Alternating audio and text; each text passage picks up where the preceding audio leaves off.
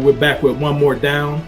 Today we have Kevin Brown, 1988 graduate out of East High School, one of those famed Golden Bears that ruled the middle part of the 80s in the City Series. Um, Mr. Brown is one of those local legends for some of us younger guys. He was part of that uh, kickstart to YSU football, played on some really great teams over there, part of that first national championship team that brought a lot of pride to the Youngstown area. It's good to see you. I'm glad to have you on. Welcome to One More Down. Glad to be here. Thanks for having me. Generally, we just start, we like to kind of get a feel for, who you are, what your family dynamics may have been as far as how you grew up in Youngstown. Yeah, I grew up for the most part, I grew up on the east side of Youngstown, back and forth between the Lincoln Nose and also off of McGuffey, Cassius neighborhood, that area.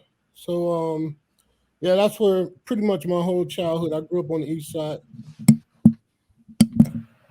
And then, as we talked the other night, we had Tamron Smith on as a previous guest. He had mentioned that your dad was one of the neighbors down the street on Sherwood, and he said he would see you over there a lot back in those days. Yeah, my father, he lived a couple houses down the street from Tamron and his family, and I spent a lot of weekends over there. Chopping it up with Tamron. He have his brother. We played a lot of, like all the kids back then, played a lot of street football and everything. So I think back, when I look back in hindsight, maybe we groomed each other back, from an early age. Now, how many quarters did you lose down at Candyland or around the corner at Mr. Paul's back then? Man, the parents tried to have that under control, but we would sneak out and spend a few bucks down there.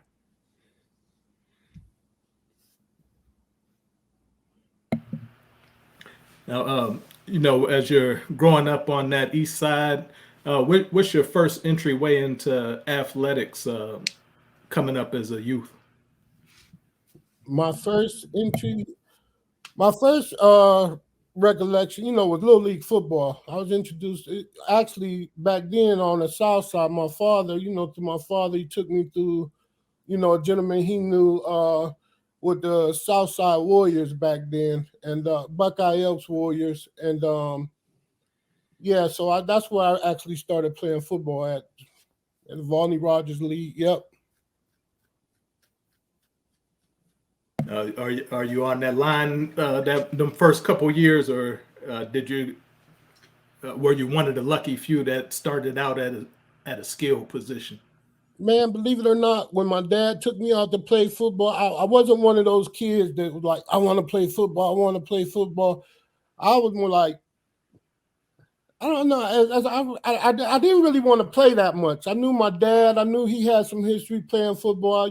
People would tell me stories about him and everything, but I wasn't really too keen on playing. I was more a schoolboy back then, and but yeah, he took me out there, and yeah, them first years, like everybody, you on the line, you played line. I played offensive line, I played defensive line, nose man. So yeah. And now, how long did it take you to acclimate and start to develop that, love for the game? Wow. That's a good question. I never really thought about when that passion, when the love for the game actually started. I guess I would look back.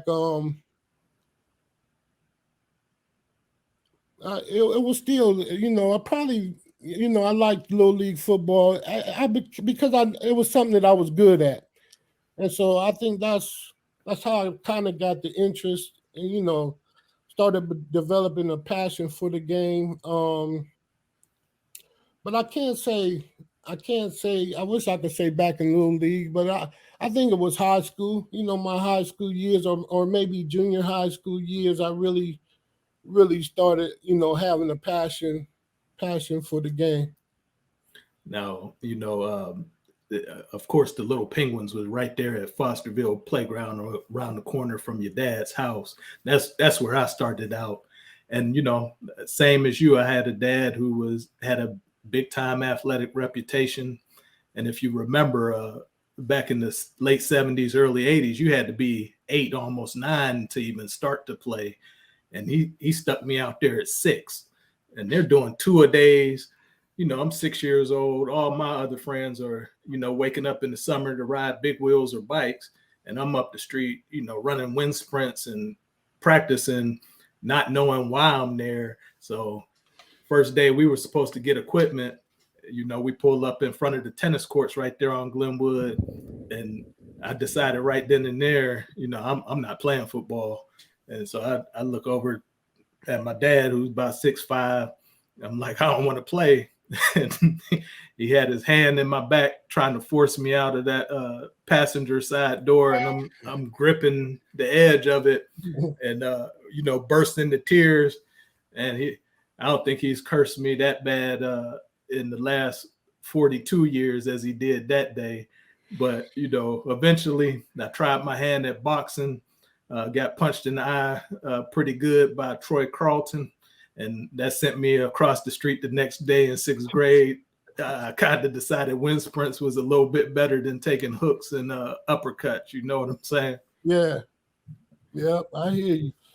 Nah, it was good though. Football, it was rough back then though. It was rough back then. Thinking about, I don't think you had that bull in the ring and stuff back then. That wasn't no joke. Did you when you were playing and maybe you didn't have a love of the game, did you enjoy competition? Did you enjoy just kind of mixing it up with other guys in some form or fashion? You mean you talking little league, high school, or what? Just in general, like if maybe football wasn't your passion, was that an outlet for maybe something you had inside to be competitive? I think, well, like I said, I think once I got to the high school level, I did have a passion. I did grow to love football. I actually, love football, and I don't know.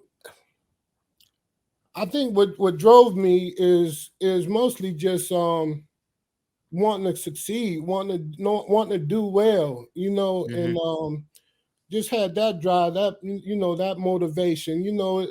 Like I said, I always heard stories about my dad and everything, and I think in a sense, in the beginning, that drove me too. You wanted to compare. You didn't want to let them, let him down. Not so much him. I don't think I would let him down, but you didn't want to let his reputation down. That's his son. Yeah. You didn't want to go out there, and so I think that drove me on to that was a drive early, but then it was just the passion for the game, the wanting to succeed, the team. I always bought into the team aspect. Loving your team and that whole thing, and just just that team, because the neighborhoods that I grew up with, you just wanted to have success. You just wanted to, something good. It just and so that was the drive early on. And you talked about like so when I grew up, I was always a really big kid. So, like I wasn't able to play. I didn't make weight. And, it was I was playing up 3 years. I wasn't as tough as Ron, right? 6 years old, playing against 15-year-old kids. But I often wonder, like football is even when you're mature, even high school kids, football is such a mental battle because you practice for so long, you practice all week long, it's tough. it's brutal, and then you get one day to play. And so I wonder, like, how many kids maybe don't play because we push them a little too young, and kids just check out. And it's that balance of, I think all of us adults feel like, yeah, you know what, we were tougher back then. And before we started recording, Kevin, we were talking about some of the tough things that have gone on in locker rooms, which are good, but it's that balance between, how do you manage some of that toughness, but then also not pushing kids away from a good experience too. It's always, I always wonder what that balance is. When did you feel like, did you feel like, hey, you know what, I maybe not in a humble way, did you ever feel like, hey, you know what, I'm pretty good and I can do this, and I'm going to pursue this? I guess, in high school, I probably thought I was a little better than what I was, but I thought I could, do something with myself with football in high school. Things didn't pan out the way that I wanted them to, or the way that I thought they would go. But I think in high school, I thought, yeah, I could do something with football. I knew I can at least get a scholarship and go to school, playing football. I just have one more question about maybe about high school, and then Ron, you can kind of circle back to wherever you want to go. One of the things that I wonder is, I think today, me coaching at Cheney and then going on and getting my own football program, the off-season training, the weight room, the conditioning, the speed training was huge in the 2000s, and currently, what kind of weight room program or off-season programs was going on at East, or kind of in high school that you're familiar with back when you were playing? And that's I'm hesitating because I don't want to say I'm ashamed to say back when I played at East, we didn't really have a strength and conditioning program per se. We really didn't even really have a real weight room. I think my junior year or something, they kind of, or sophomore, I don't know. It was kind of like a piece of weight room in there with homemade weights and stuff. So the strength and conditioning back then, I think a lot of it you did on your own. It was, you did on your own, and then you came. It was just, I think a lot of it back then was just a lot of raw natural talent. I believe some of the guys, worked on their own during the off season and everything, but they didn't have the strength and conditioning programs that a lot of schools have. We didn't have that back then. So you entered. When did you enter? When did you enter high school? 80, 84? Somewhere in there. Yeah, 85. Okay. So I don't know, Ron. I mean, I would venture to guess like that's probably more common than not in high school, and in our area, at least in terms of some weight room stuff. I would bet that's not just with East. I think Tamron said something similar. And I know even at Cheney, and I think Ron Burtis started having success, and Dick Engel started having a lot of success. Two guys that I know because they were ahead of the curve on that back in the 80s. Well, in regards to that, a lot of times, the 60s, the 70s, that weightlifting isn't even really a part of football, period.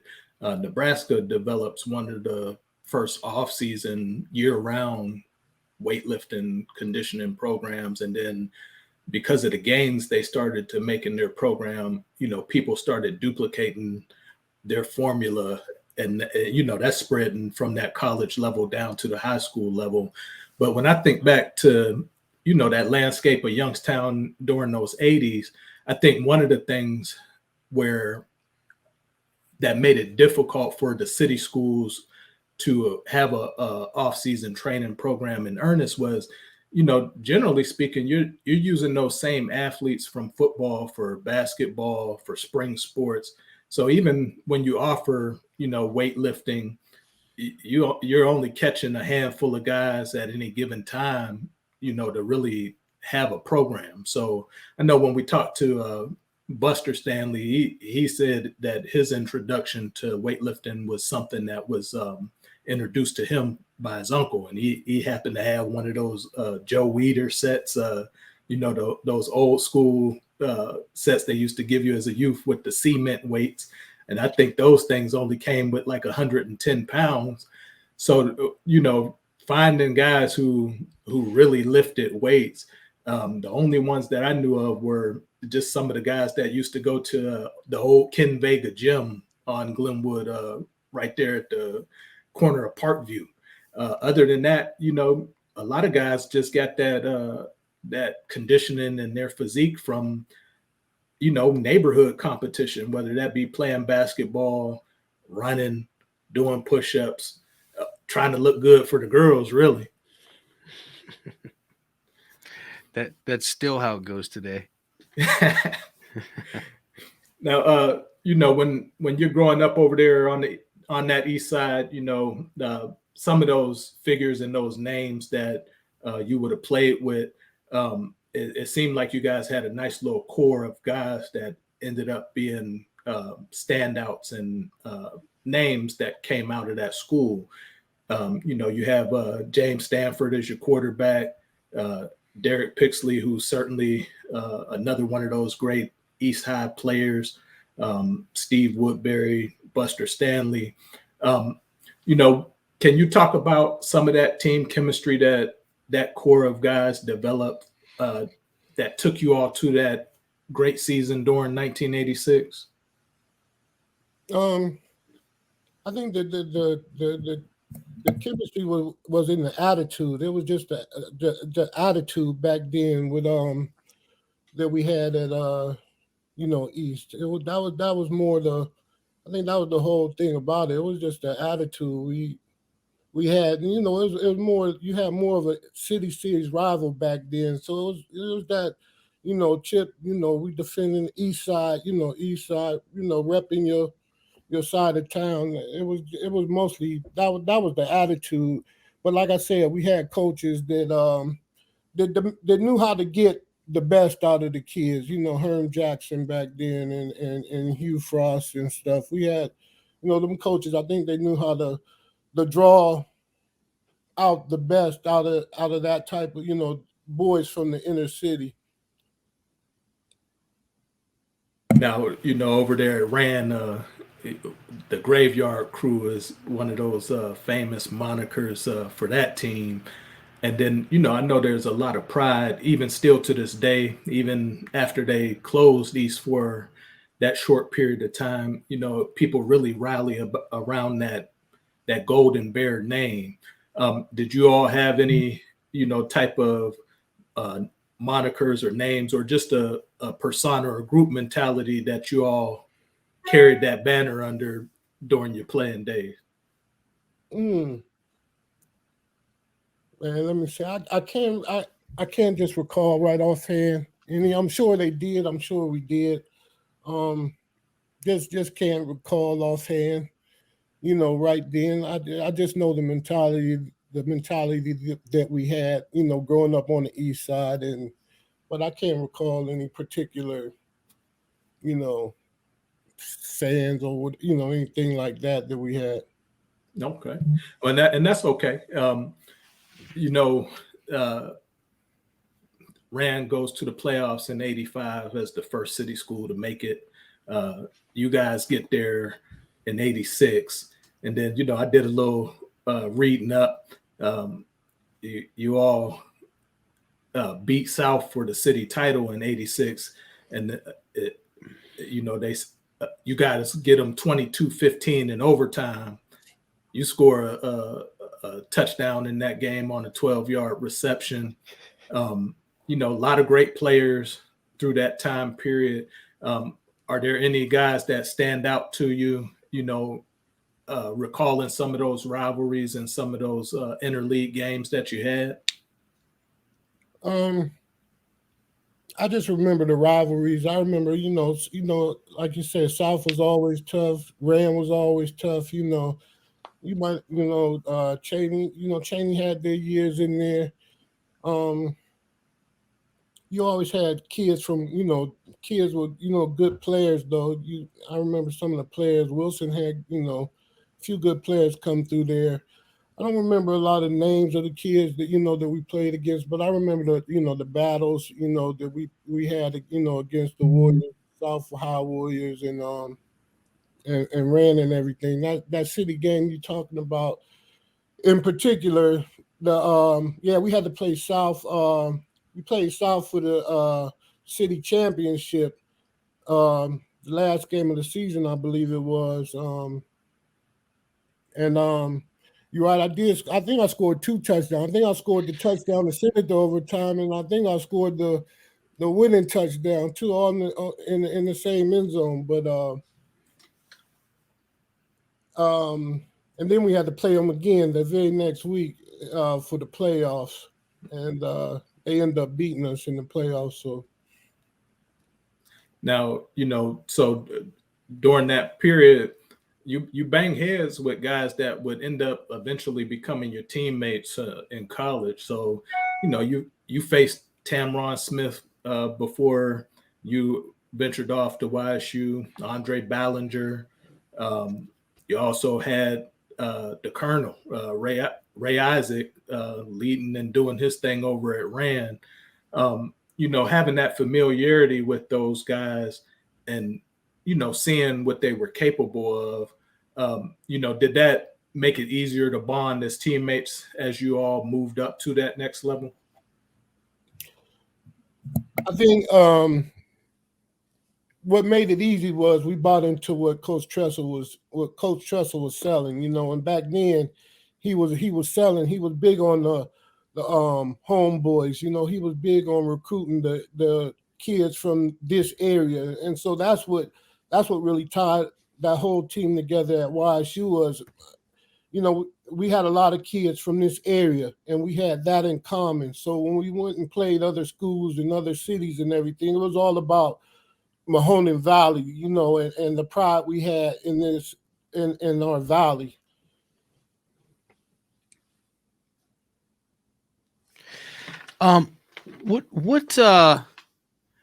So as you transition, what was I got 2 questions. So can you tell me a little bit about Coach Herm Jackson? Because I know one of the things we've talked a little bit about him. I'm really good friends with Ron Burtis, who was the head coach at Cheney, and he had a ton of respect for Herm Jackson and said he was, one of those guys that from a program standpoint, from a coaching standpoint, had a ton of respect. Can you talk about playing for a guy like that and just kind of maybe briefly your experience with him?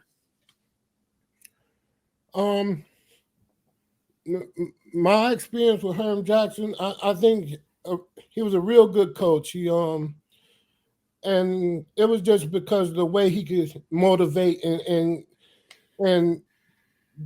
get out of get the most out of the players that he had. He was a great motivator, and I say that motivation was you didn't want to make him mad. I'll put it that way. I think you knew how to you were gonna respect him. You were gonna respect Coach Jack and what he say and yeah. So just playing for him was he taught you how to be a man. He taught you that he helped you develop as a man, but not only as a man. He started teaching you lessons how football can help you, not just on the football field, but in life. You know what I'm saying? So I think that's what I remember about Coach Jack. Was he was he teaching at East? Yeah, he taught phys ed. He was a phys Okay. ed teacher at East. Yeah. Okay. And I think sometimes that's a little bit of the trap today. So I work in schools, right? So I deal with high school kids frequently, and I think a lot of the trap today is, well, I can't talk to my coach, or I can't almost like that friendship type thing. I don't necessarily like him, and you know, you don't have to hate your coach, but I don't know. I never felt like I could go up and talk to Dick Angle like he was my buddy. There was always that element of, I don't want to say fear, but like I think you said, respect. Mm. There's that distance between us, and I think sometimes that's viewed as a bad thing. But I don't know that always is, because like you're saying, there's a lot of life lessons that come from those experiences. And then when you transitioned to YSU, what was that process like, going through the college recruiting process, and why YSU? Yeah, me and Ron spoke about this a little bit, but truthfully, and I'm just being completely honest, coming from out of East, my senior year, YSU wasn't where I really was planning or had dreams of going to school. Of course, living in Ohio, I think first every kid living in Ohio wants, you got dreams of playing at Ohio State, or you have those who wanted to play at Michigan back then, but you're at least shooting for D1 somewhere. You know what I'm saying? Coming out of high school, I think most athletes are shooting for D1. So that was my thought process. I wasn't thinking Youngstown State. That wasn't somewhere I was thinking. In my mind, I thought, and in my mind, I thought I was heading for bigger things. That was my thought process back then, bigger schools and Sure. stuff like that. But it turned out we had a coaching change. Coach Jack left my senior year. He actually left East High School and went to YSU to help. He was assistant coach down at YSU. So my senior year, we had another coach, and I think somewhere in a system, the recruiting process got messed up. There were, when Coach Jack was there, like I said, he was a phys ed teacher, so he was always at the school. Where I think the next coach that took over, he might have taught at a different school or something, but he wasn't at our school. So I think that messed up the recruiting process a little bit. I remember, recruits coming to see you, and you wouldn't have anyone, to talk to, wouldn't have anybody to give them film. Things were different back then. You had to come and you had to get film. You had to get the tape. Sure. Yeah. Everything wasn't on social media like it is now. So, long story short, things didn't work out. Coach Jack ended up being the best offer for me. And, meeting Coach Tressel and sitting down and talking to Coach Tressel, and he impressed my mom a lot. And we all know Coach Tressel is a deal closer. So, just getting to meet him and everything, that changed the whole thing. That was the transition.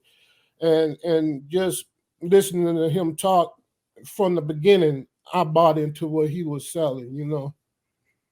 So, and we can cut this out if you want to, but I often wonder, so like when Coach Tressel comes to the house and talks to the mom, is that the same Coach Tressel that's coaching you in doubles? I want to say, I actually, truthfully, I want to say yes. I think it was one season I saw Coach Tressel really come out of character and show, anger or frustration. Coach Tressel, he motivated you through stories and through his teachings and through his, that was his motivation. He didn't have to yell and scream, and you knew when he was angry or disappointed. He'd twist his face up, a certain way or whatever. But no, he was just a big motivator. He was a big motivator. Then you want to be boys as a coach. You want to be boys with you. You want to be able to come with you, but they have to come with you with that certain amount of respect. Yeah, and you need, at the very least, you need other guys to play off of that. if you got a guy that maybe is a player's coach, then you need to have that guy who's going to be really tough. And I You know, think and it's funny you said that, because I was thinking you was asking about Coach Tressel. Did he ever, was he like that? He didn't have to be like that, because he had his guys that were like that. Like I said, he brought Coach Jackson on staff, and I talked about him already. And then you had other coaches, Coach Canasser. He'd get up in your butt, a little bit, and so he had the guys around him that would do it, Right. Yeah, you play off your own personality and you fill the gaps. Right. Yeah. And how was that playing for? Did you have much interaction at the college level with Coach Jackson, or was it kind of removed because of how many players there are in different positions and roles? I'm not sure. I think one season, I don't know if it was my freshman season or not. Coach Jack was the linebacker coach. He was always on the defensive side of the ball, so I always had interaction with him. And like I said, I got recruited at YSU as a tight end, but I never played a down. I never even practiced a down as a tight end. I ended up getting moved,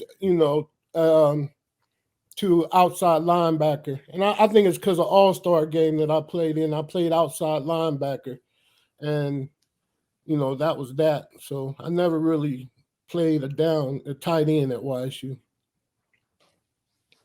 Now, when you're making that step up to the college level, 87 Coach Tressel gets YSU to the playoffs, has a good year, wins the I believe it was the OVAC conference OVC, at that time. OVC. OVC. Okay, I'm sorry there. So as you're coming into that environment as a freshman, and you're sizing up the competitors at your position, kind of eyeing how you're going to fit into that team and that system. Did you envision those heights of success that you eventually ended up attaining there? Initially, I don't know if I really initially went to YSU thinking, okay, we're going to YSU, we're going to win a national championship. I don't even know if I thought about national champion, the process, the playoff process. I don't even know if I knew about the playoff Division I AA playoff process entering. I knew they had some success that year prior to me coming up there, and that was a little buzz in the city. So that's pretty much all. And I always say, that was a big transition for us at YSU. Was I remember specifically our freshman year at YSU. That was one of the goals. We were talking about winning the. I don't know what league we were in back then, if it was still the OVC, or I think we switched leagues or something, but we were talking about winning the league championship and everything, and that was our goal. And then the next year we transitioned and realized, look, we our goal is the national championship. We want to be, so that was the goal we had on the board. You don't want to sell yourself short on your goals. You don't want to set your you don't want to set the limit what you're reaching for. You don't want to set it too low, and that's the adjustment we made. We're a national championship caliber team. That's our goal. If anything short is a failed season. Now, so 88 compared to 87 is not as successful, but 89, you guys are starting to move the needle. And then that 90 season, man, you guys are on fire. 11-0, 11 straight games, and then you run into Central Florida that first round of the playoffs. But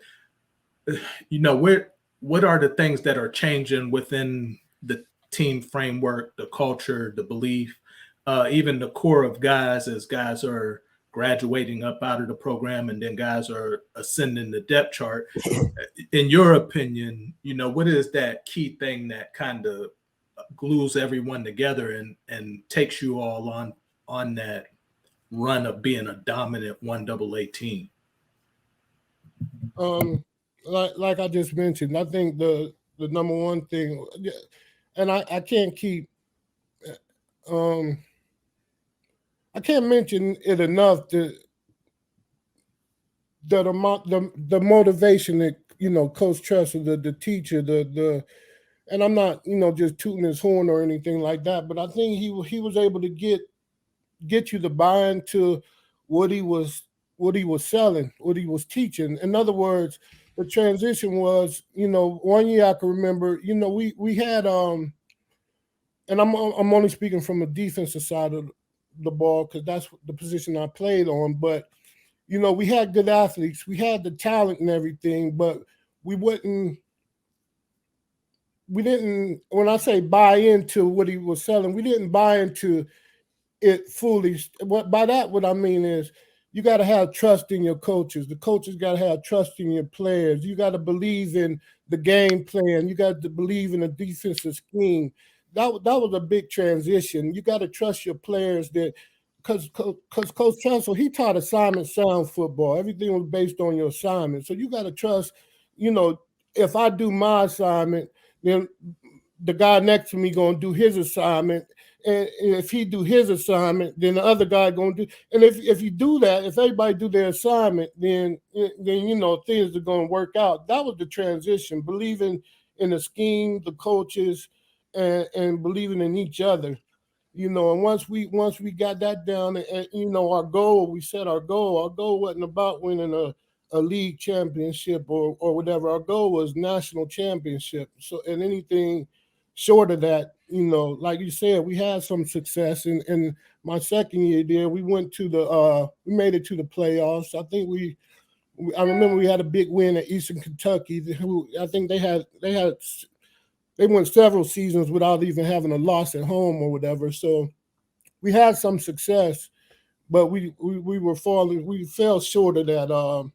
Once we set our goals to that national championship level, that's when we started striving. So you make the playoffs, you know what I'm saying? You make, and then the next year we were undefeated. My junior year, we were undefeated the whole season, but ended up losing first round in the playoffs to Central Florida. And then finally the senior year at YSU, we finally went on here and won it all.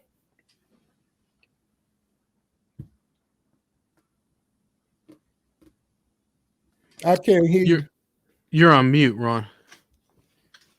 I'm sorry. I used to attend those games, those mid 80s, and then definitely that 90 season. I went to probably about 3 or 4 home games. I remember Archie Herring being very dynamic. Certainly, Ray Isaac was coming into his own as a leader and a quarterback. But it just seemed like, anytime you guys took that field on that big penguin, it was almost like from, special teams, offense and defense, everybody to a man just knew, like, we're not going to lose here at home. What are some of your, standout memories about playing in that atmosphere? As you guys are starting to get on that roll, what teams did you enjoy going against during those days? Oh man,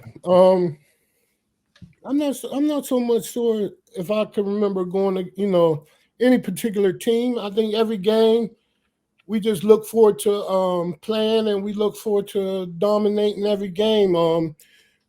We look forward to playing at home. We knew that was one of the things Coach Tressel taught. You don't lose at home. If you don't lose at home, then you're giving yourself a good chance to, at least start on that path of shooting for the playoffs and everything. So you don't lose at home. And I don't remember. I just remember our mentality, man. It was just, we had a chip on our shoulder. It was just like I said, it was all about. And I'm not knocking. We had athletes from different areas, but the foundation was just built on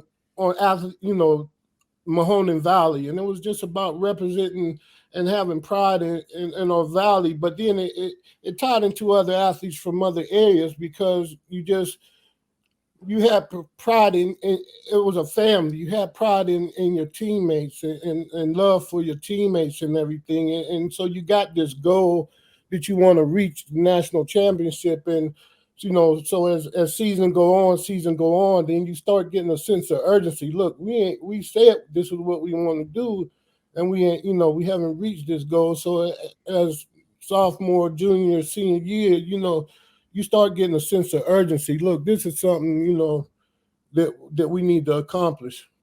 I remember that one year I was there for the Akron YSU game, and they came out in warm-ups in one set of uniforms and then went in and changed and came back out in a whole totally different set. And I'm pretty sure you guys ended up cooking them anyway. So those were some of the games I enjoyed attending back during those times. The Akron game. I think you guys might have played Kent State one year, and then ironically, I ended up going to Edinburgh for school, and I remember seeing you all play them a couple years, and I had no idea who they were or where they were from, and it never even dawned on me until I actually got to go up there and play. And I'm looking through the programs, realizing, they had played you all those couple years before I got there. And we never made that trip back down there. I would have loved to come back home and, play on that turf one more time. Yeah, we played them a few times. In fact, I think they almost beat us one year. I don't remember what year that was, but it was a pretty close game. They gave us some good games. They had some good talent at Edinburgh. Obviously, as it's running across the screen, you get 37 career starts as a linebacker there. Very productive. When you guys take on Marshall for that national title game, was that a team that was already on your radar personally?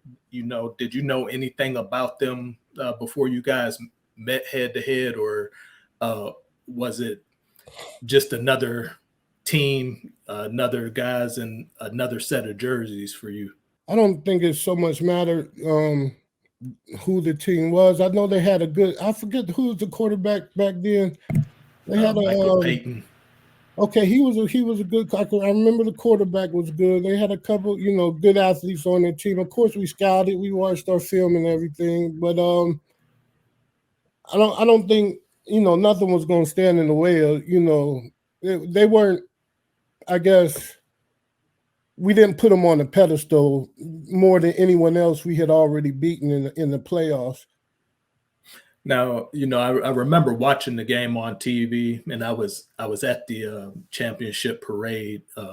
Coach Burtis brought us down there, but I always thought it was interesting because up to that point, I wasn't aware of Marshall University or their history or any of that. So when I saw that you guys played them in Huntington for the national title on their home field, I just kind of always wondered what that was like as a from a player standpoint, an atmosphere standpoint. Do you feel like that charged you guys up even more to get it done, or the goal was just to get the title anyway and bring that notoriety back? I think that was the year after I left. That was 92 season. I think they had to play them at Marshall. 91 we played Marshall. We actually played Marshall at was it in Georgia Southern? I know it was in Georgia. We played Marshall in Georgia. It wasn't at Marshall. Okay. So I'm off. Well, yeah, the first year in 91, we actually played Marshall down in Georgia. I want to say, I don't know. I think it was down in Georgia Southern. Yeah, but, it says Paulson Stadium, Statesboro, Georgia, is what it says. Okay. Yep. And then the next year they did have to play them back. But as far as Southern's home field. As far as our mentality was, and I'm not saying that we were cocky or arrogant or whatever, but we had confidence. I'll put it like that. We had confidence, and we had people telling us that we weren't going to beat certain people back then, and but we just had confidence. We had confidence in each other. We had confidence in our coaching, our coaches, as well as we had confidence in our scheme. What we were doing with our offense, the offensive scheme. We had confidence in that, and our defensive scheme. We just believed that if we did our jobs, man, we would win, and we were solid. And we had, like I said, our coaches. We knew, from trusting with the coaches and stuff. We knew that if things weren't going a certain way in the game, we developed, from, you talk about the transition to winning. We developed from the freshman year to the senior year. The transition was the communication with the coaches and stuff. We knew at halftime, if things weren't going right, they were going to have adjustments. We have faith in the coaches. If we communicate, hey, this ain't going right, then then they would make adjustments. And that's, I laugh because I watch social media a lot. I shouldn't say a lot, but I follow lately. I've been following Colorado. Deion Sanders and that whole story and everything. But I laugh because I listen to his players. When they interview him, they talk about the coaches and Coach Prime. He trusts me. He asks me, "What do I see? What do I see?" And then he tell me what he sees, and then you able to make your adjustments and play from there.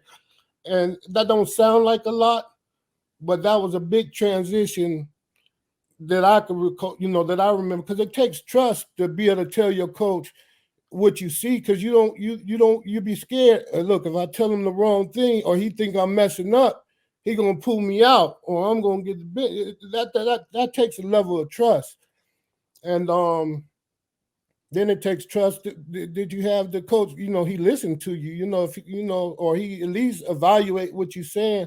That was a big transition from my freshman year to by the time that senior year YSU was the communication, the trust, in the coaching staff, and it made you believe in your scheme and what you were doing. I think that's a great point. Like, when you have a really good culture anywhere in an organization, sports or not, from when like you're saying, a coach can coach you up so well that you understand what he's looking for, and by the same token, you're such a good student, a good player, then you can communicate it back to him. Like, that's the highest level of execution, and that's the greatest culture that you could have, where it's that flow between. Yeah, I believe so. It's all about. I learned that the winning is all about the preparation. The preparation that you put into it. We played a lot of teams that were better than us, that were more athletic than us, but it's just the amount of preparation, the game study, um, the studying film, studying your opponent, knowing his tendencies. Every team has tendencies, so you study them tendencies, and you're going to do your game plan according to them tendencies, and according to your game plan, everything go right. As long as everything goes as expected, then your game plan should work. Now it's when the tendencies change, or when the tendencies change, is when you have to make adjustments, and then that's when the trust come in. That you got to trust the communication between players and coaches, to let them know, hey, coach, we practiced this, we studied this all week, but it's something different going on, or they're doing this, and that just elevates your winning once you get to that level.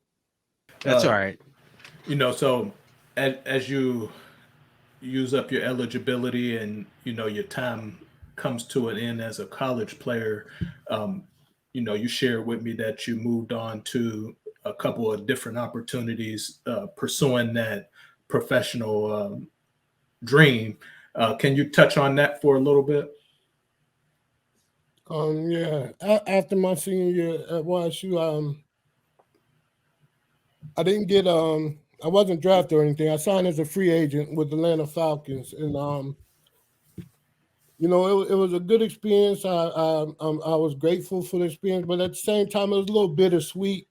Signing, and I hate to keep saying this, things was just different then than they are now, but it was bittersweet. I signed as a free agent, but I didn't get all the opportunities in camp. That I wish I would have got. Some things I regret on my part, but then there was other things, that just was out of your hands. And signing as a free agent, the regret came as as a player and looking back, after getting cut from Atlanta, I look back and I think you think, what could you have done different? What could you have done different? And I know I could have done some things, but I probably could have prepared and pushed myself a little harder, a little more to be that much better. Unfortunately, I didn't have that mindset back then. I felt like that confidence that you have on the field, like nobody gonna beat you, nobody you gonna, you just gonna dominate. That's a double-edged sword.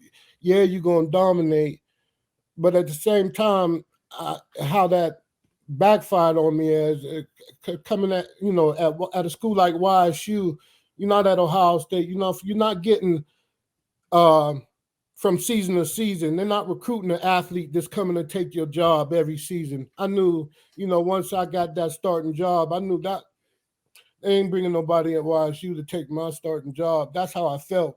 So I believe I worked hard. I was a good, I worked hard. I was a captain. I did the things I was supposed to do, but that that separate that few percent that make it to that next level. They're not doing the things that they're supposed to do. They're doing that much extra, depending on their needs, and that's where I fell short at. I didn't do all the little extra things that I could have and should have been doing if that was my goal. So that's how I sold myself short because signing as a free agent, when you sign as a free agent, you don't get all the opportunities as a draft pick. When you in camp, even at practice, them guys that they drafted, they might get whatever, 10 downs of practice, whatever, 12 downs of practice. You might get 1 or 2 downs, to go show yourself, and so that's how it is. And even, even there, you know, they they had players. I was learning two positions, inside linebacker and outside linebacker. But they had players that they drafted. Them guys they invested money into already. So I noticed, they were putting more into their investments. They were having, you know, extra meetings trying to get these guys to learn the schemes and go over different things. And, they would give them guys all the reps. So as a free agent, if you think you're going that route, man, you can't. I guess what I'm saying, you gotta make the most. You might only get 1 down or 2 downs, but you gotta make the most of that down. Somehow a lot of it is luck, a lot of it is timing, but you gotta be able to shine in a little bit of opportunity that you have. So you gotta come in prepared. That was my fault. I wasn't prepared. I did what I had to do at YSU to be successful, but I wasn't gauging myself on that upper level, that next level. I didn't do what I had to do. I don't feel like to be successful. I did enough maybe to get there, to get a look, but I didn't do enough to stay there. And then the other part, the luck part, is doing those 1 or 2 downs that you might have. Are you able to shine? Are you lucky enough to get a play? Because that 1 down, you might not even have the ball, might not even run your way. It might be, so you might not even. But so it's some luck, but it's all preparation though. Now, going through that experience, the high of, getting the opportunity, the low of not reaching the end line the way that you would have envisioned, how does that propel you back into the world in terms of, looking for the next thing for Kevin Brown? How do you ultimately end up working for General Motors Corporation? Mm. Well, I took a long path though. It was bittersweet, getting cut because you have all these dreams, being able to, take care of your family and do this for your family. You have them dreams. So it took me a while actually to rebound because I actually, I thought I was as good as some of the guys that they had in camp, but there were things that, other guys maybe from bigger schools like Florida or, there were guys, other guys, Tennessee, Florida, or bigger schools. There were some things that they did have on me, like they were being taught, they knew they had different techniques, pass rush techniques, different things. I think they were more developed in the coaching that they might have been getting, but the transition was hard, and I took a year. That next year, I ended up signing a contract in Canada for Saskatchewan Rough Riders, but I ended up leaving there too, because they wanted me to stay on the practice squad. And I had a tragic event. Actually, that's that very year when helped me decide I was ready to leave was my buddy, and you mentioned him earlier, Derek Pixley. He was involved in a bad car accident that ended up leaving him, paralyzed. So that was weighing heavy on me at the time. So I ended up leaving Saskatchewan, Canada, and coming back home.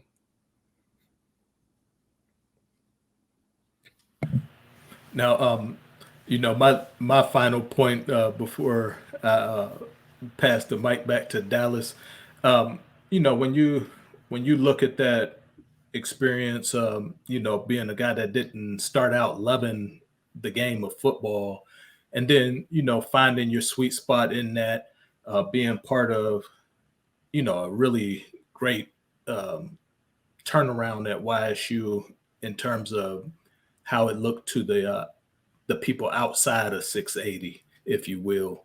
Um, you know, what parts of football do you use, in your day to day as a employee, in ministry, or as a father? What are those good positive pieces that you take away from your experience? Going through that football grind and applying them to daily life and success. Mm, I mean, for me, the biggest thing, and I'm just being truthful. I paused because, I wish I would have. I can't say that I stuck to all the lessons that I learned. It's like with anybody. We make some poor decisions, but overall though, what I always tried to make sure that I upheld is mostly just my word, man. That I was going to do what I say I was going to do. My commitment to not just myself, but those people around me, my family. Whether it's on the football field or whether it's your own personal family, man. You gotta. I feel like your word is your word. You got to do what you say. You got people depending on you. Whether it's like I said, whether it's your other teammates or whether it's my daughter at home. You got people depending on you. So you gotta you gotta perform. Whether it's on the field or in life, you gotta figure your way out. It was a hard transition, to be honest with you. I think, and I mentioned it to you before. Sometimes I think, man, they should have counselors or psychiatrists for athletes that you spend your whole year playing sports. And a lot of us, man, I can remember, like I said, I didn't love football, but I started to learn that I was pretty good at a young age, and you put on a pedestal, some guys since little league football, and then you got junior high school and high school, and then college. You're on a pedestal, to a certain extent, and then once that's all done and over, it's like, okay, what now? What am I going to do now? And yeah, if you prepared, if you did the right things in college, you might have a career and everything. But it's still not the same as, being in that limelight, being the big dog or whatever.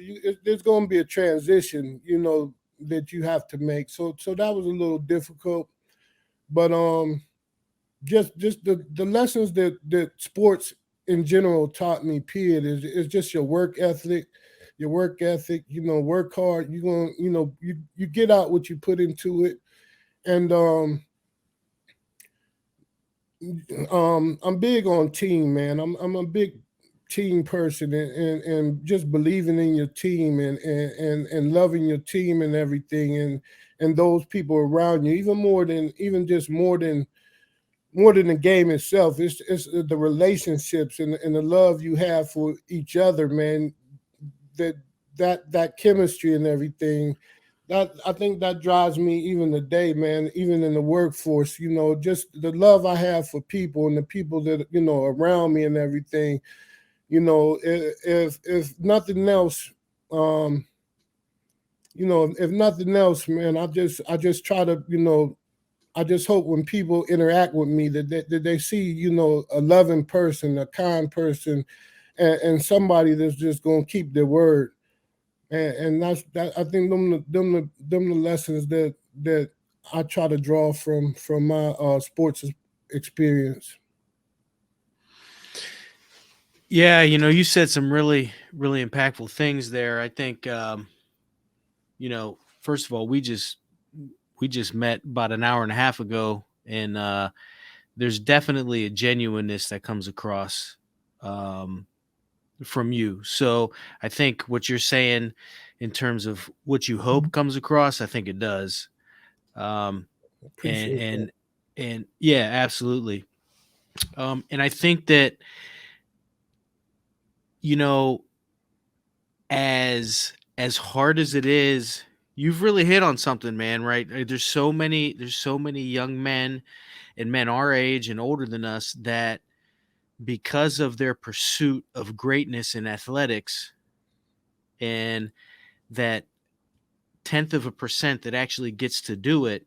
And Ron and I were talking about this, you know, just about every career ends poorly, Mm. right? It Yeah. it it's either because you thought you were going to make it and you didn't, or you did make it and you got cut, or you feel like your career end. Not too many careers end winning a Super Bowl on your terms, and how do you navigate that? You're 100% right. Like it's all about the outcome and not about the process.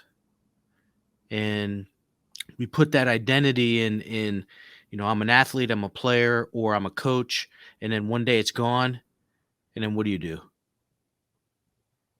You Mhm. know, Right. um, and I think you've really hit on something there. And so my point is, I think, and I think Ron said this, your story of being very successful, being part of a huge, um, not even rebuilding, but developing that YSU program, ultimate success at that level, and then still finding success in a different path.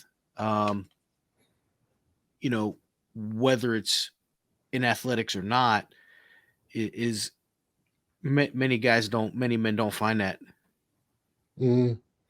and it ruins a lot of guys. So, um, I mean, that's a huge credit to you, because I felt the same way in terms of my playing career, coaching career. It's like, who am I without this? Mhm. And that's tough. Right. Um, very tough. It is. It is hard, but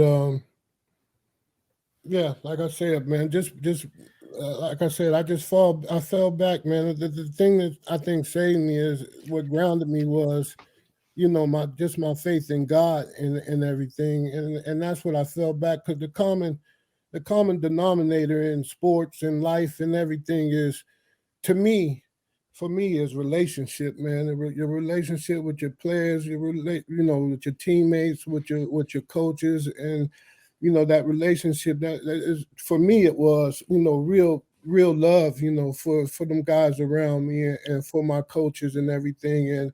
that end up translating to my life, man, and my passion for people, period, my love for people, period, and that's part of the reason why I did go into the ministry, is because not so much people think of ministers as preachers and stuff and preaching sermons and everything, but it's not about preaching a sermon. It's about just love for people, man, and that's where my passion is at, and I think that just comes from sports and being involved in the sports families. Yeah. No, and I'm sorry if I'm a little too forward, Big Kev, and I say that because remember your all city picture. There's that group of four in '87. I believe it's Woodbury, yourself, Buster Stanley, and Derek Pixley at the front of that all city picture page. When you tap back to those images and moments on the field in your memory banks, if you could pick out one more down for yourself, if we were able to give you that juice again, where would that be at for you? Who would you bring along with you? What would be the scenario for Kevin Brown? Oh, for one more down, you mean you talking on the field or in life, period? Well, it's more of a hypothetical, philosophical question, Mm-hmm. Right. but you're certainly welcome to set it up however you deem fit. Mm. If I had one more down to do,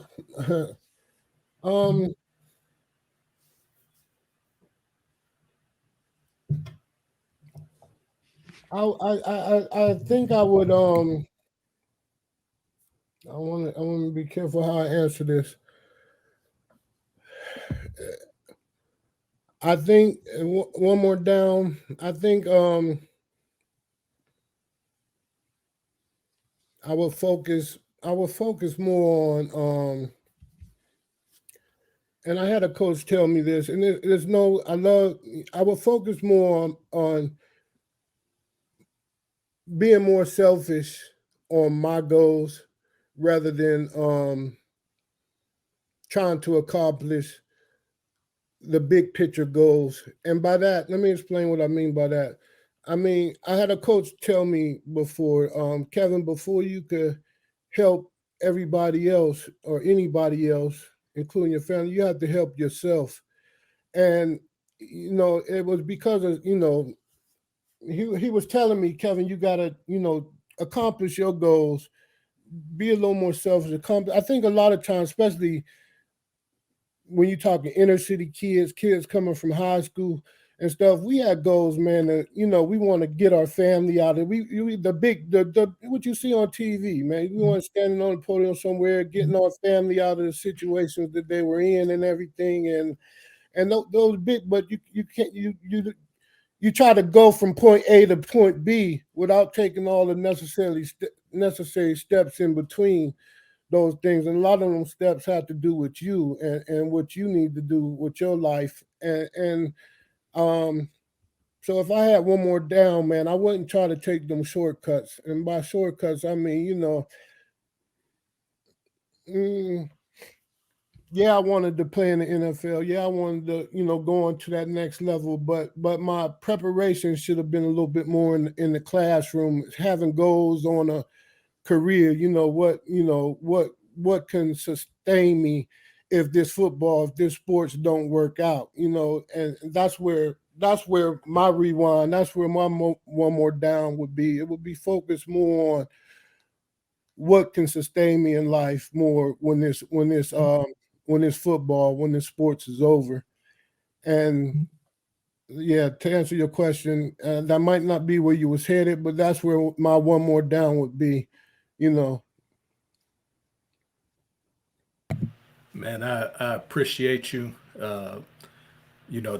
The persona and the things that were always said about you as a player, as a person, as a leader, it's my pleasure to actually get it firsthand from you, and kind of get to the man behind, the jersey, and all those accolades and headlines that I grew up reading, or sound bites that I heard on the news about the teams that you were on, to see, how you progressed, and ultimately that you're still here, because there's just so many of those guys who were great, had, a big time persona or a reputation that, things went the wrong way for them otherwise, so to get a chance to spend a little time with you tonight, and, hear in person that you're all that they've ever said about you, in terms of being a quiet, steady hand that made those YSU teams great, that helped East be city champions in '86. So I appreciate you giving me the time to come on this platform and share your story with us, man. Very grateful, very appreciative. Man, no problem. Thank you guys for thinking about me.